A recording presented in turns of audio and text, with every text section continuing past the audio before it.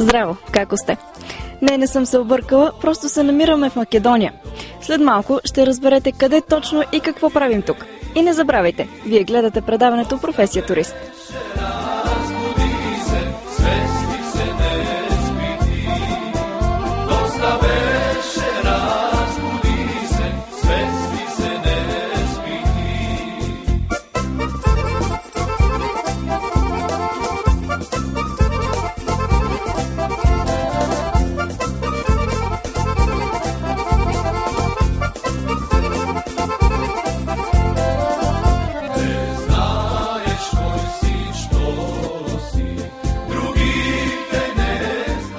Всички знаем историята за Адам и Ева и греховният плод ябълката.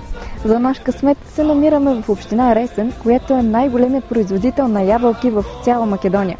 А днес е празника на ябълката или така нареченият ябълкобер.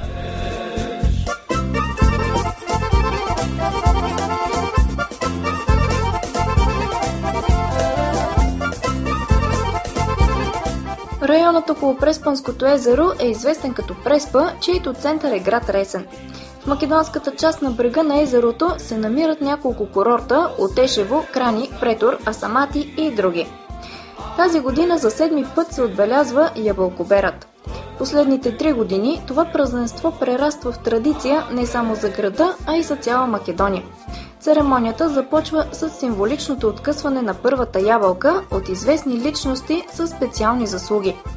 Всяка година празника се разраства и обхваща нови теми. На този ден заинтересованите могат да разгледат изложение на най-съвременните технологии, да получат списания и книги, свързани с отглеждането на ябълки. След прибирането на ябълките по земята остават някои наранени. Те се внасят в България и Сърбия за направата на сок. Оказа се, че основата на всички натурални сокове е ябълка.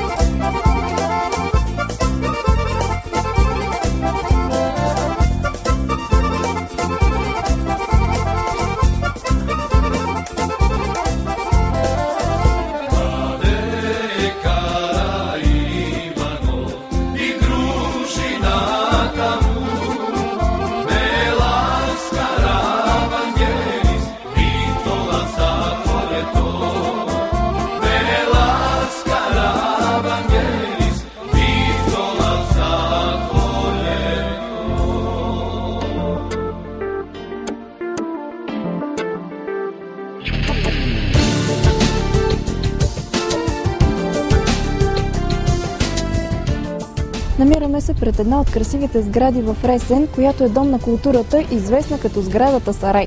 В нея се помещават библиотека, неправителствени организации и различни изложби.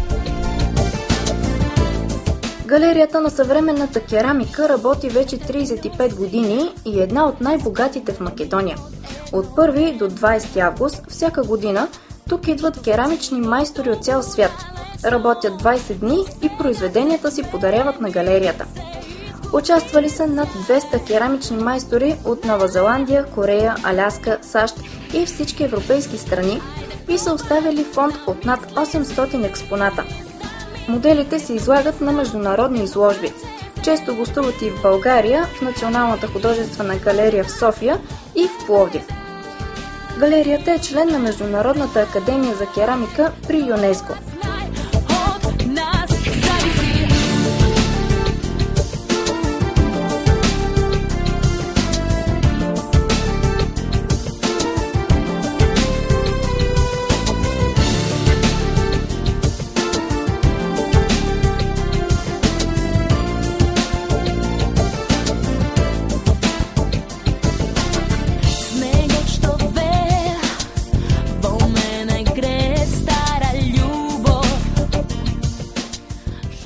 От керамичните творби има една, която впечатлява със своите празни столчета.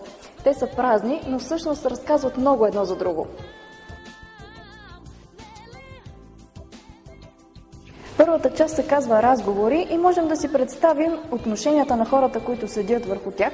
Тези столчета, например, са прегърнати, а тези са обърнати с гръб едно към друго и сигурно хората са сърдити. Втората част е сватбата и като гледам тези разпръснати и обърнати столчета, можем да си представим какво хубаво тържество са си спретнали.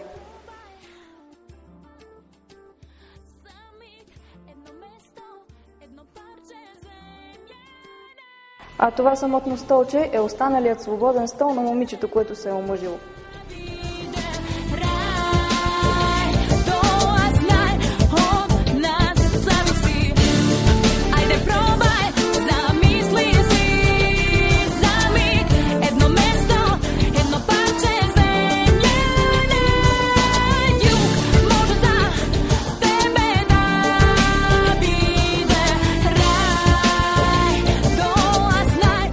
Кераца Висълчева е македонка, работила и творила в България, но решава всичките си творби да ги подари на Македония. Изричното й желание е те да бъдат изложени именно в Ресен. Изложени са 38 картини на талантливата македонка. Останалата част от нейното творчество е в Националният музей на Македония. Известно време е живяла във Франция, което е повлияло и на нейните творби. Повечето от тях са рисувани в стила на френският неокласицизъм. Сградата също е строена в този стил, затова тя пожелава изложбата й да бъде тук.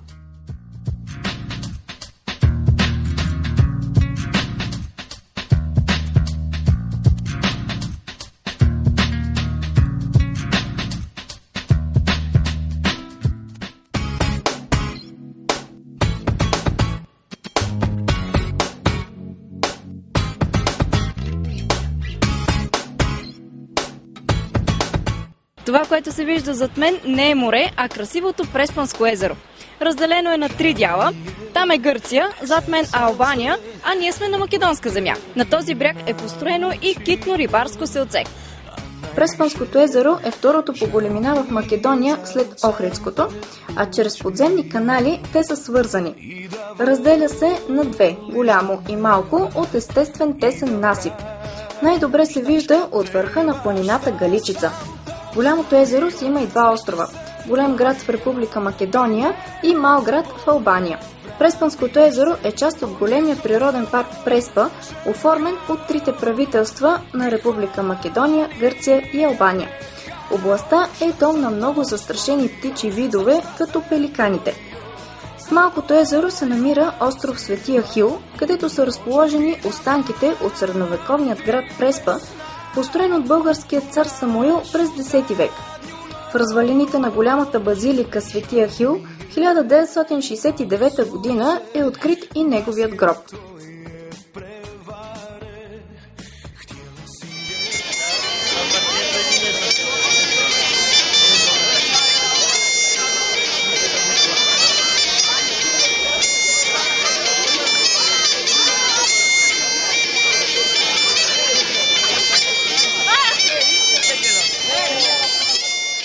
Празника завърши с гала концерт на централният площад. Изявиха се фолклорни танцови състави от Полша, Сърбия и България, които зарадваха публиката с уникалните за всяка страна национални танци.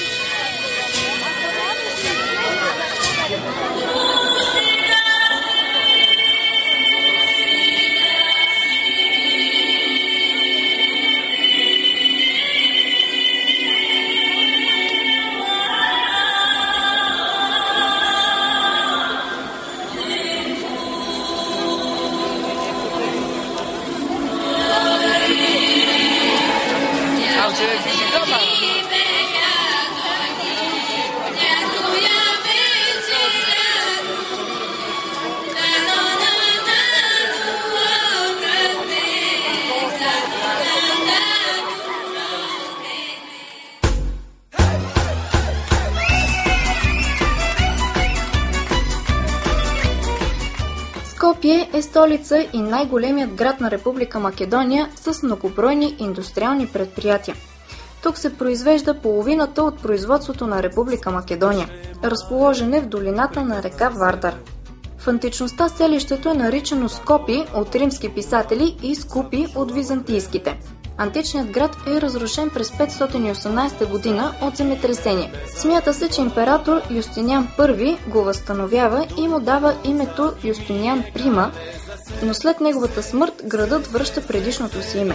През 9-10 век Скопие е в състава на Първото българско царство. От края на 13 век Скопие е в състава на Сърбия.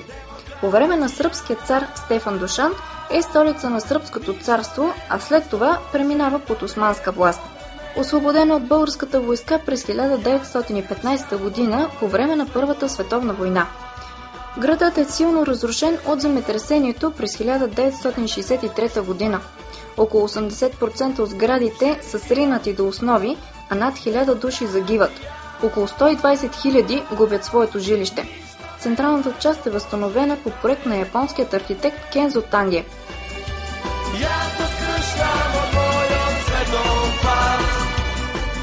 Решихме да посетим църквата Свети Спас, където се намира гроба на водача на вътрешно-македоно-одринската революционна организация Гоце Делчев. Роден в Кукуш, завършил гимназия в Солун, юнкер във военното училище в София, загинал само на 31 годишна възраст при сражение с турска потеря при село Баница Серско. Още ли бродиш, делче войвода? Като излизаме от църквата, тръгваме по тесни криволичещи улички, които водят до старата чаршия на Скопие. Тук се виждат белези от различни култури, преминавали по тези земи. През 1661 година един турски пътешественик, Евлия Челеби, остава очарован от 2150-те дютяна, а от прозорчетата с красиви перденца надничат колоритни саксии с цветя, които омайват посетителите с аромата си. Величествената крепост Калето се вижда от всякъде. Мястото, където се издига крепостта, е било заселено още през 7 хилядолетие преди нашата ера. Днес тук са запазени останките и от периода 13-14 век. Жителите на Скопие обитавали долната част на укрепеният град, а горната служила за военни цели. За строежа на крепостните стени, високи 9 метра, са използвани каменни блокове от руините на град Скопие. Най-старите запазени стени и останките от кули са от времето на цар Самуил 11 век. В периода на късното средновековие крепостта е превърната във военен гарнизон.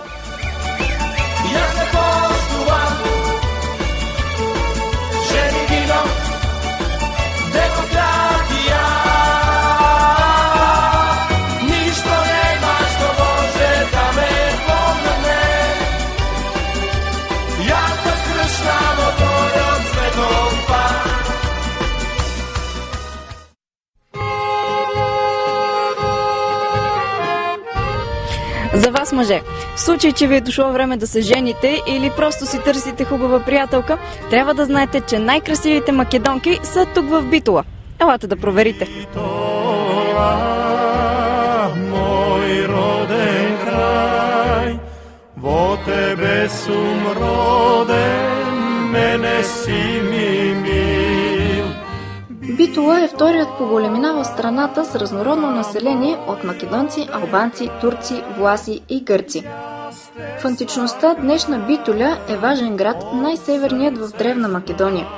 През 4 и 5 век е седалище на епископи и митрополити, които взимат участие в църковни събори. По-късно градът е населен от славяни. В битолският надпис на цар Иван Владислав градът е споменат като Битола. За първи път гръцкото име манастир, превод на българското обител, се споменава в документ от 11 век. През 19 век големите европейски сили откриват тук консулства, а турските власти – военна академия, където е следвал и Кемал Ататюрк. Някои от забележителностите в града са църквата Света Богородица, строена през 1875 година, и католическата църква. От османско време са покритият пазар в центъра, 3 джамии от 16 век, едната от които е строена от прочутият майстор Синан. Тук се намира най-старият театър в Република Македония от 19 век. университет Климент Охридски с около 5000 студенти.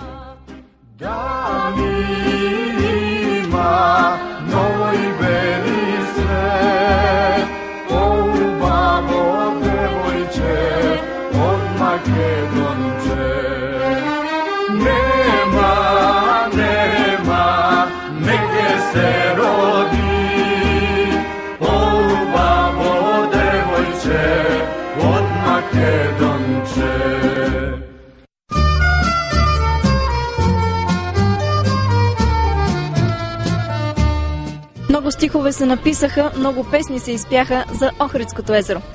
Ние сме тук и ще ви го покажем в цялото му великолепие.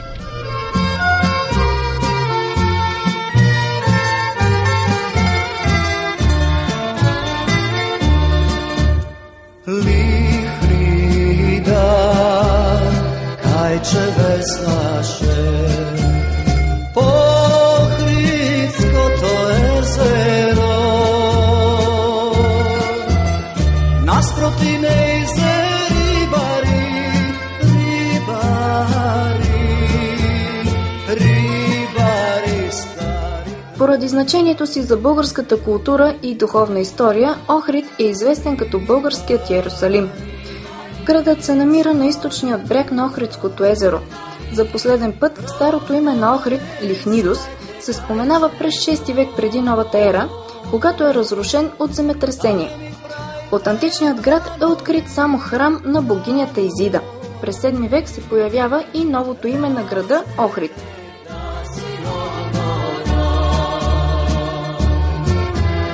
Лихнида, кайче веслаше по Охридското езеро.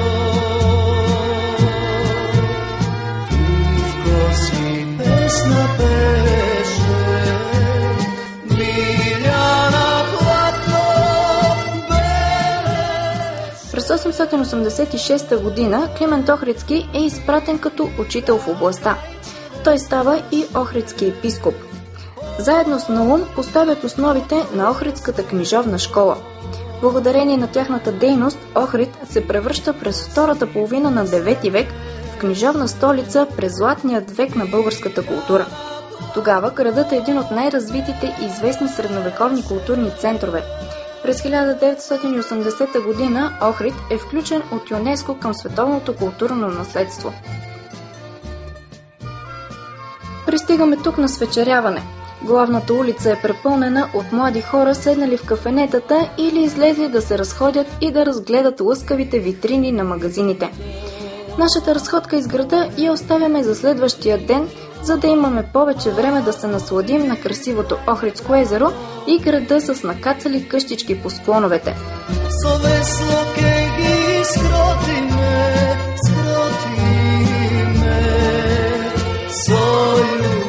Сутринта ставаме рано, за да се разходим по брега на легендарното езеро.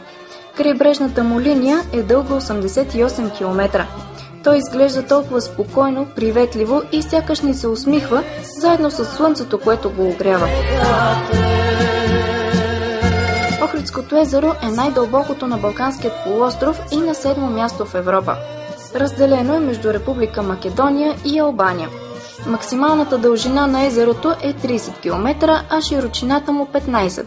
Най-голямата му дълбочина е измерена срещу село Пещани, около 300 метра. В езерото се вливат 40 реки и потоци, 23 на албанска и 17 на македонска територия. Температурата на водата на езерото рядко пада под 4 градуса, поради което то не замръзва. Водата започва да се загрява в края на месец март и най-високата му температура е през август. Притежава уникална фауна и е населено с редки видове. Истински деликатес е змиорката, което се приготвя най-вкусно на улицата с крайбрежните ресторанти. Езерото сменя водата си цялостно приблизително на 60 години и по възраст е родствено на Танганайка, Байкал и Каспийско море.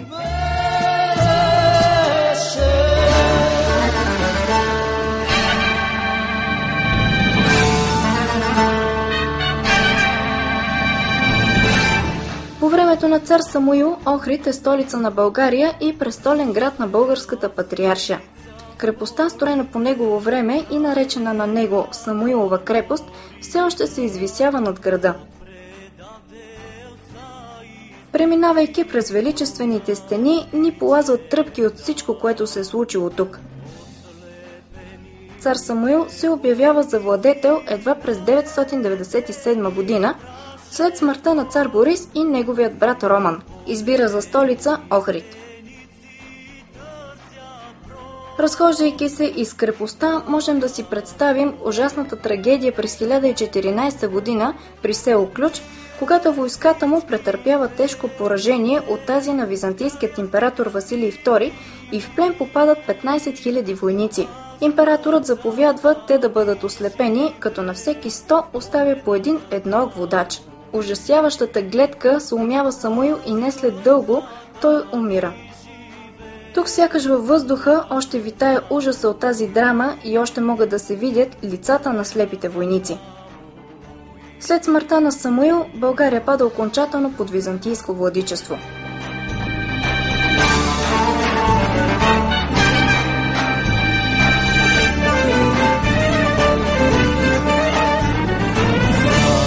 Самуила ги посрещнал с протегнати ръце, но от клетката зловеща спряло царското.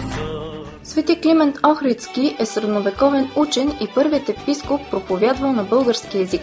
Автор на жития, похвални слова, църковни химни и преводач на църковни текстове. Предполага се, че Климент е роден в югозападна България. На 27 юли 916 година Климент умира и бил погребан тук, от дясната страна на предната част на олтаря. Според едно от житията, в гроб, който той със собствените си ръце бил приготвил. Манастирът, който самият Климент Охридски нарекал Свети Пантелеймон, бил построен в края на първата половина на 9 век и разрушен до основи през 15.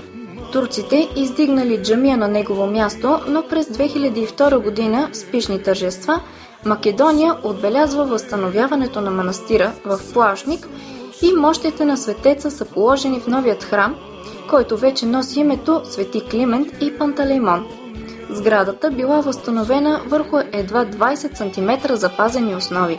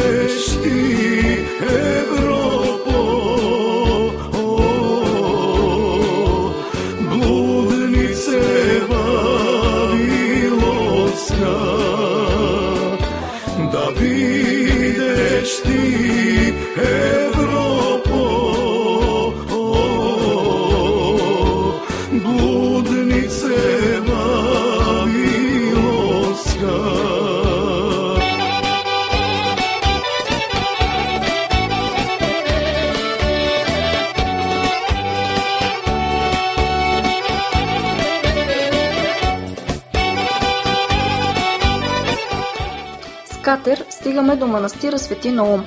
От тук добре се вижда от срещният албански бряг. Французи, англичани, италианци. На входната врата мозайка изобразява един от подвизите на светеца, който успял да впрегне мечка на мястото на изяденият от нея вол, за да може стопанина да си довърши работата. За разлика от България, тук свещи се палят на определено място отвън. Така се запазват безценните стенописи. От двора се откриват прекрасни панорами към легендарното езеро и планините, които се отразяват в него. След тази дълга обиколка на нашата съседка и гледайки чудно красивата планина, се сетих, че веднъж бях чула една мисъл, която ми се запечати в съзнанието. Хората първо се заселвали в подножието на планината, а после и в долините около нея. Строели градове от камък, ваяли скулптури на своите божества и ги почитали. Сменяли се сезони, векове, поколения, религии. Неизменно оставала само планината, свидетел на техните усилия да се измерват с вечността, както и земята, на която хората давали различни имена, за да стигне чак до нас едно от тях – Македония.